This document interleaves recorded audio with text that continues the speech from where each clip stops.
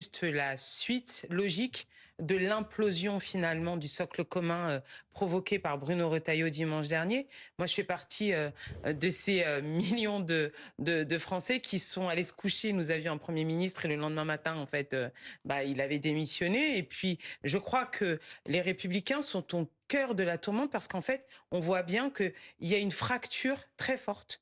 Déjà, on avait eu la scission puisque Éric Ciotti avait choisi contrairement à cette tradition républicaine de la droite de rejoindre finalement Marine Le Pen. Aujourd'hui, nous avons des personnalités qui jouent finalement 2027 au lieu de jouer justement cette période qui est très compliquée où les Françaises et les Français sont écœurés.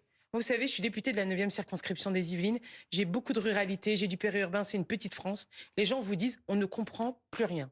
C'est n'importe quoi. On a un jour un Premier ministre, le lendemain il démissionne, il nous dit qu'il ne reviendra pas, il est renommé. Et puis les autres se drapent dans leur dignité en disant on sort du gouvernement, on y reste. Tout ça ne remplit pas le frigo et contribue finalement à, à faire de la défiance vis-à-vis du politique. Moi, c'est ça qui me navre. C'est que tout ça serait drôle si ce n'était pas l'avenir de notre pays qui se joue et si ça ne décrédibilisait pas encore un peu plus la parole politique.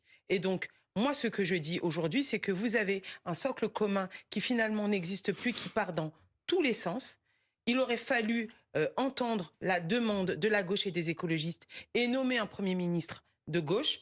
Sébastien Lecornu nous a promis la rupture sur le perron de Matignon. Et bien maintenant, à lui de prouver qu'il a vraiment carte blanche et les marges nécessaires pour changer de méthode et changer de cap.